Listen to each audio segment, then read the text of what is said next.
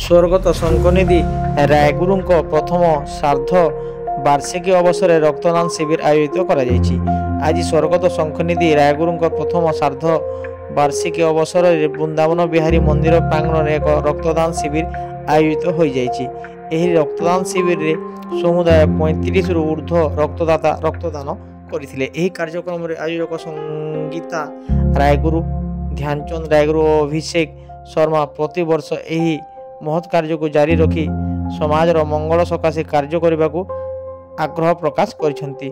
स्त्री सविता रायगुरु, ज्ञानचांद रायगुरु, उदित प्रताप भोई, सिपुन दास, ऋतिक मिश्र, श्रिया पात्र, रामनारायण महापात्र, जय राम पंडा, सौम्य स्वरूप दास प्रमुख सह जोग करथिले।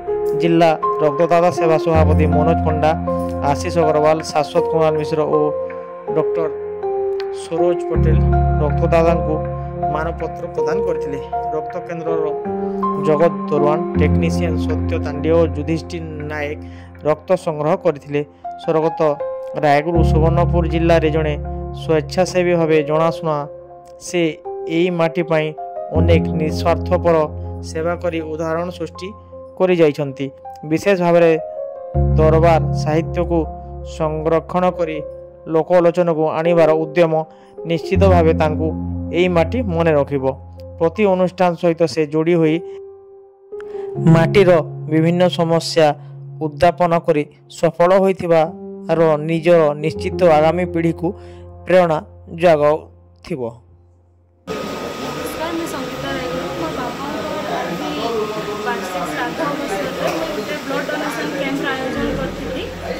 प्रति वर्ष स्मृति जन्मदिन दिन 13 मे कर ठीक ना आम 3 अगस्त बाध्य आम यहाँ करूँ। आगे भी मैंने ब्लड डोनेट कर समस्त को मोर बहुत बहुत धन्यवाद। प्रति वर्ष ये कार्यक्रम में सामिल हूँ।